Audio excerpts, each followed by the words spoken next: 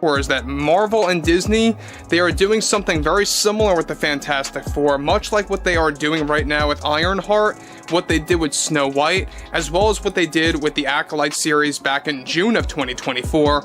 And, well, a lot of this has to do with the financial cutbacks and the financial collapse surrounding the Fantastic Four first steps. So these are 6 woke points that are all in this movie, which makes this movie fully woke. It's not just like one thing. They were like, yeah, they did this, but no, it's fully there. 5th, and ahead of its release date, they've been actually going into a lot of problems between both Marvel Studios and the Walt Disney Company, between the test screenings labeled as lackluster and the reshoots labeled as problematic. There's been a lot of pushback going against this film as well. There's a lot of Marvel fans that aren't quite fond of the fact that they are using Shala Bal, the female Silver Surfer. So, the question is, can a movie be woke and good? The majority of the time, no. The majority of the time, everything woke turns to shit. So, we'll see. And shoehorning it into the press tour for Fantastic Four.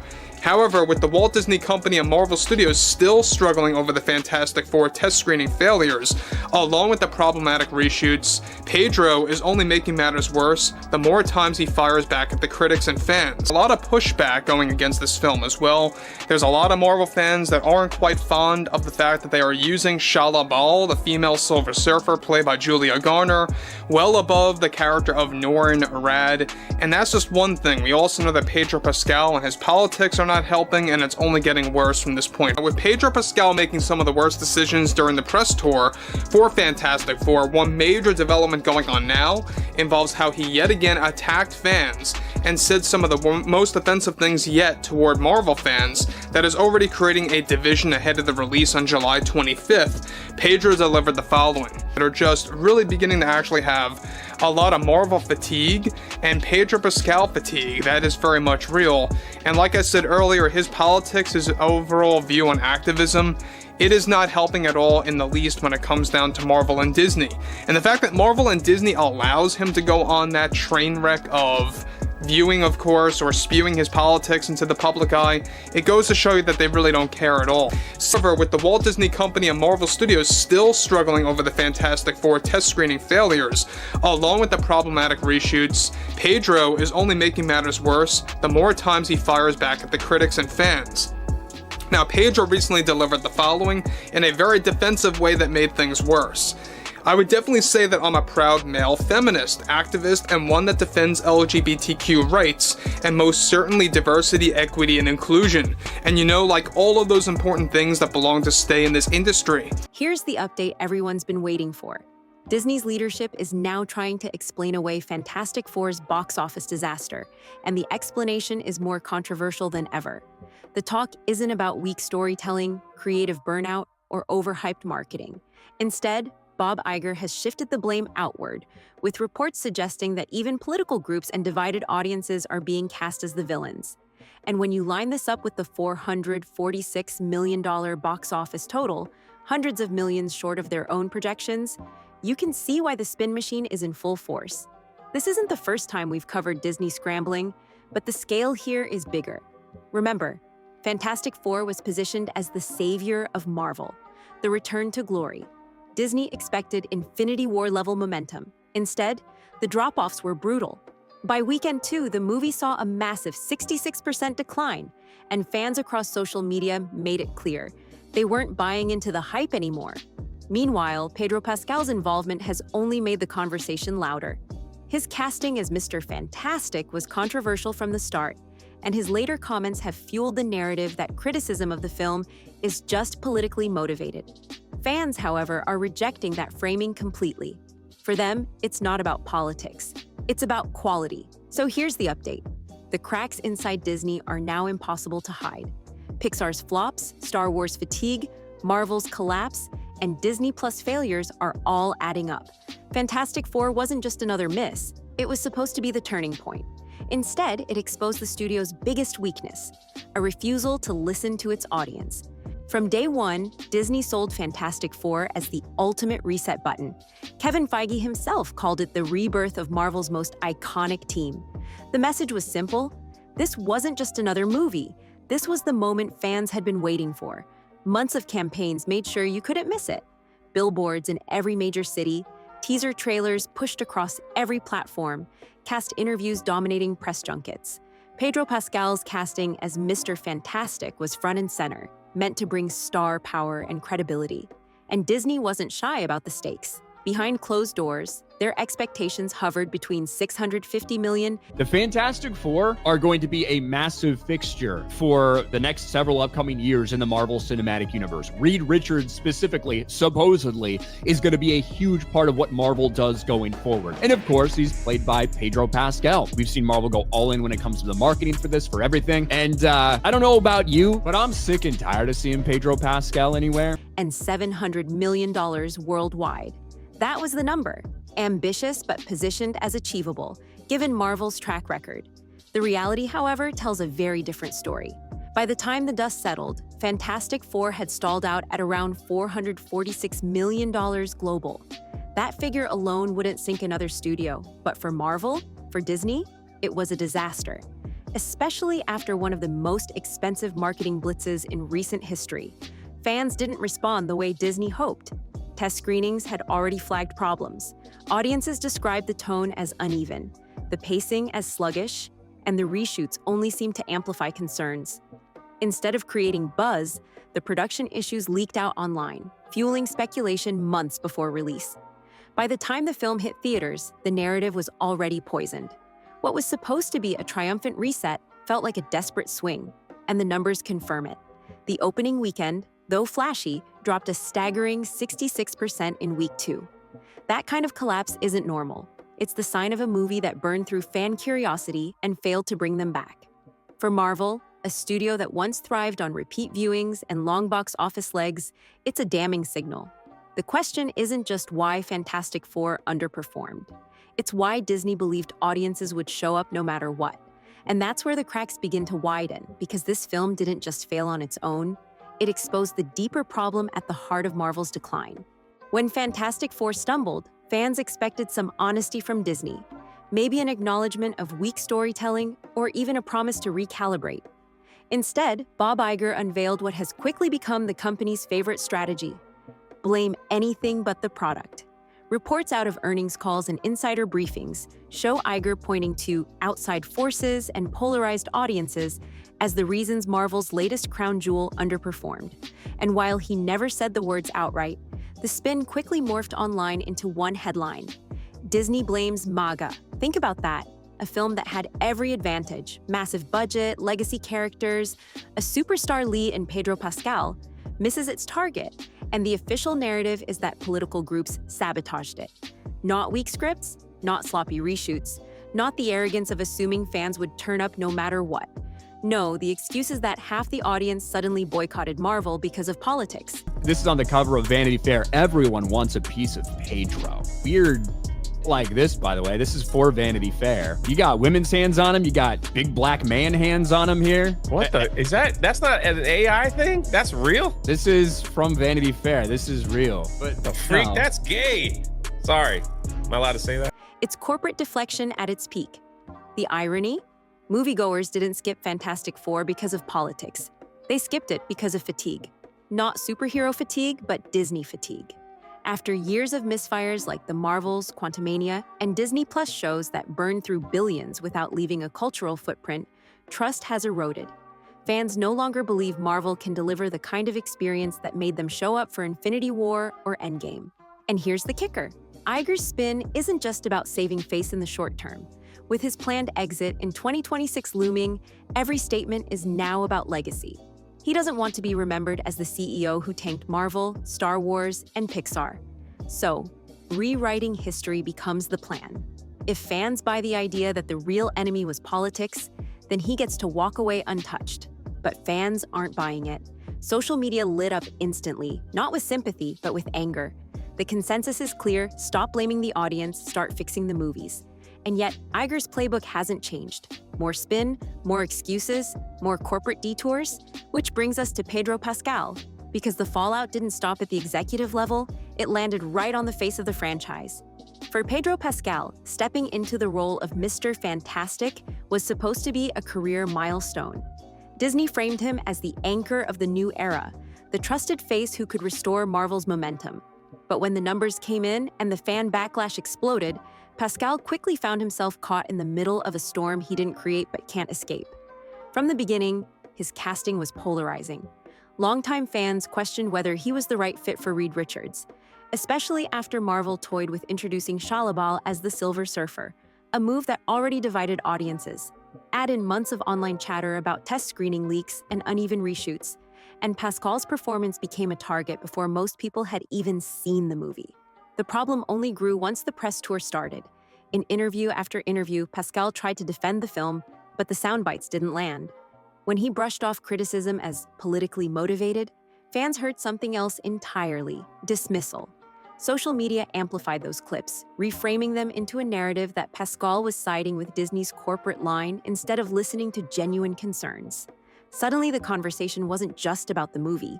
It was about Pascal himself. That's where the Pascal canceled trend took off. Entire threads popped up dissecting his remarks.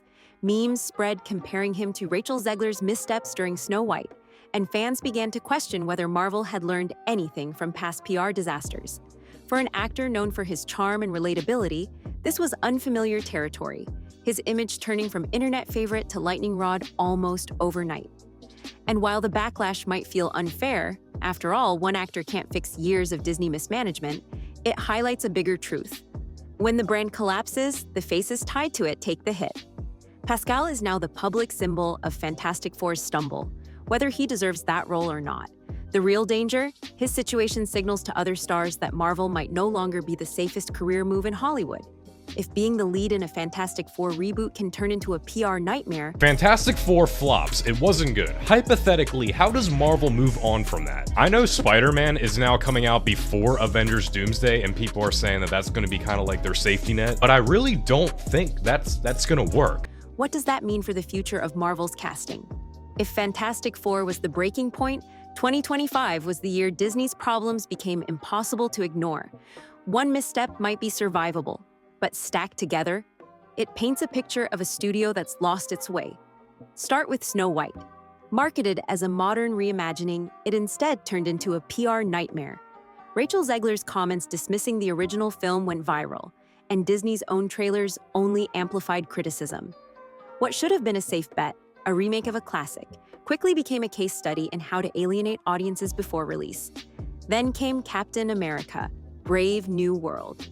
Plagued by endless reshoots and behind-the-scenes turmoil, the film couldn't escape its own production drama. Anthony Mackie's Captain America was supposed to usher in a new phase of leadership for the MCU, but instead the movie was written off as confused, inconsistent, and weighed down by expectations it couldn't meet. Thunderbolts didn't fare much better. Pitched as Marvel's answer to DC's Suicide Squad, it landed with little impact, forgettable at the box office, and barely a blip in fan conversation. And Pixar, once untouchable, stumbled again. Elio followed Lightyear and Elemental into disappointment, further eroding parent trust in a brand that used to mean automatic quality. All of this was happening while Disney Plus turned into a content graveyard.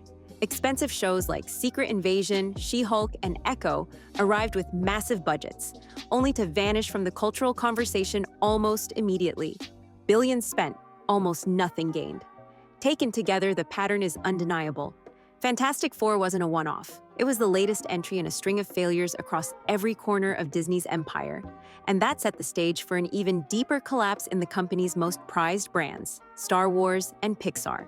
Once upon a time, Star Wars and Pixar were Disney's crown jewels.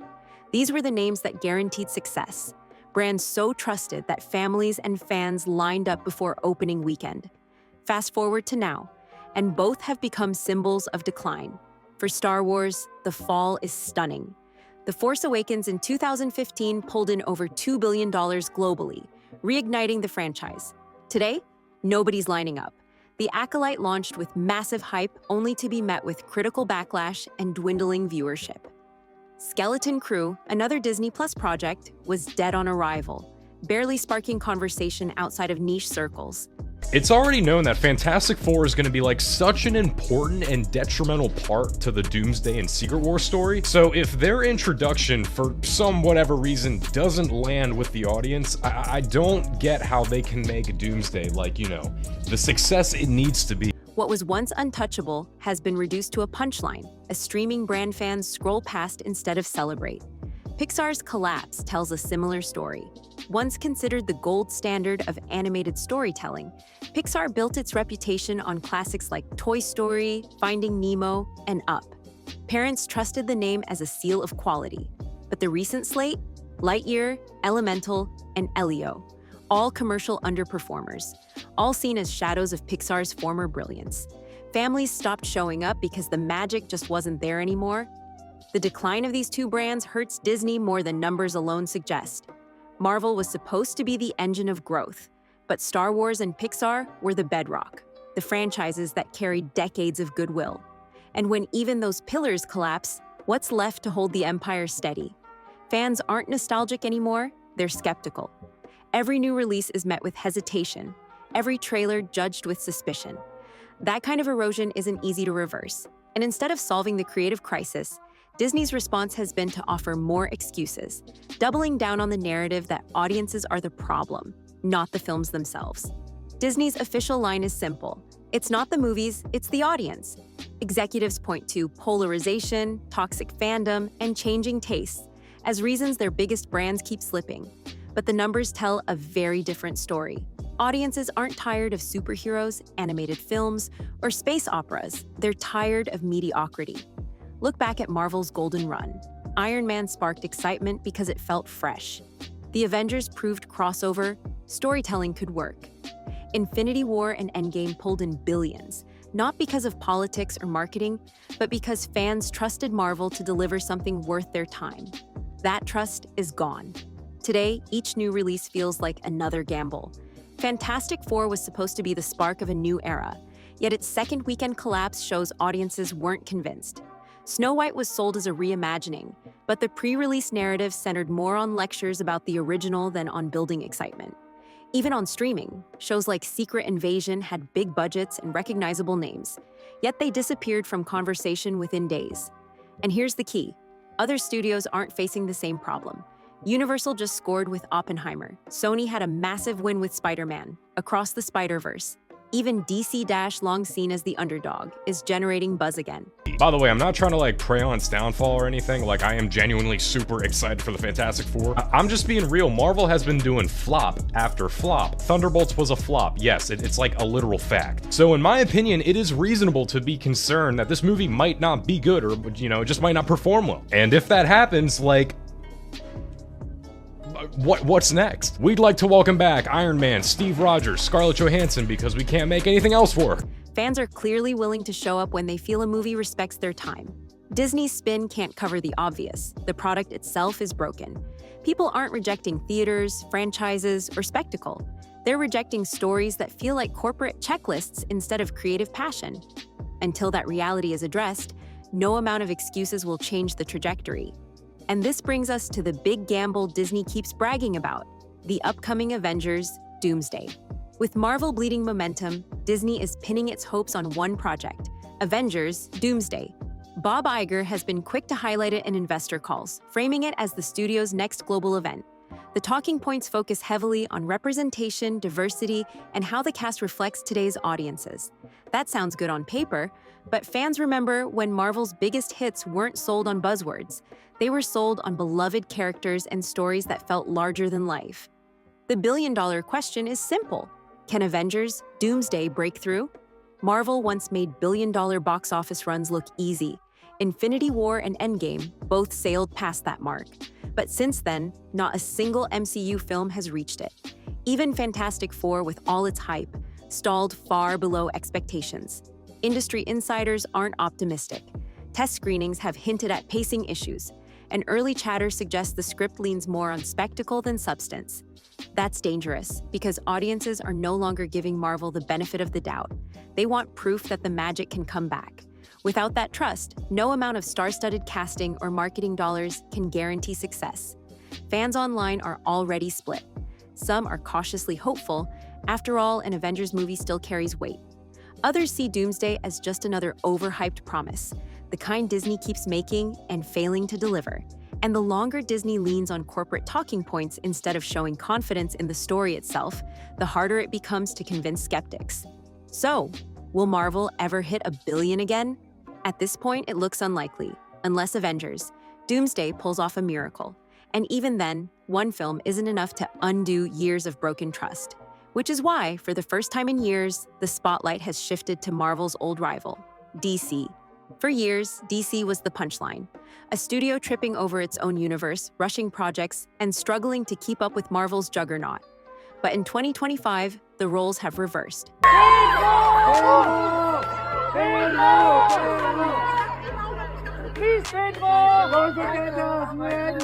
So I went to the Fantastic Four event in Berlin today. And excuse me if I look like crap, because I feel like crap. I've been on the go since 7 a.m. and I'm pissed, because that shit was not a fan event.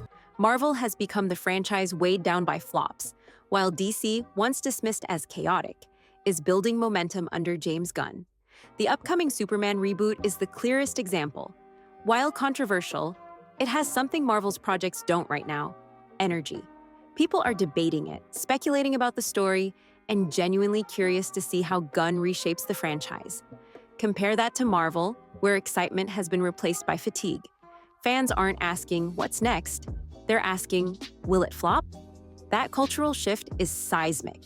And it's not just Superman. Gunn's long-term plan for the DC universe has been carefully laid out. There's a roadmap, a sense of direction, and a promise to restore core characters to the spotlight. Marvel, meanwhile, keeps leaning on legacy names while swapping in new faces without building the same foundation of trust. The irony is clear. A decade ago, DC tried to copy Marvel and failed spectacularly. Now Marvel looks like the one chasing its rival's momentum. And audiences have noticed. Online discussions that once revolved around Marvel's next big crossover are now filled with speculation about whether DC might finally take the lead. For Disney, that's a nightmare scenario. Losing box office dominance is one thing. Losing cultural relevance is far worse. And right now, Marvel's future is being spoken about with sarcasm, while DC's is being discussed with genuine anticipation. The balance of power in superhero storytelling is shifting, and Disney's excuses can't hide it. At the end of the day, Disney didn't lose to politics, or to fans, or to rival studios. It lost to itself. Years of ignoring audiences, chasing corporate agendas, and assuming the Marvel logo alone would guarantee success finally caught up. Fantastic Four was supposed to be the comeback. Instead, it exposed the collapse. The truth is simple. Fans don't want excuses, they want movies worth watching. Until Disney remembers that, every big reset will end the same way. Overhyped, underdelivered, and forgotten. And here's the real question. Do you think Disney can turn this around? Or is Marvel's golden age officially over? Drop your thoughts below, because this debate is only getting started. Let's see what you think.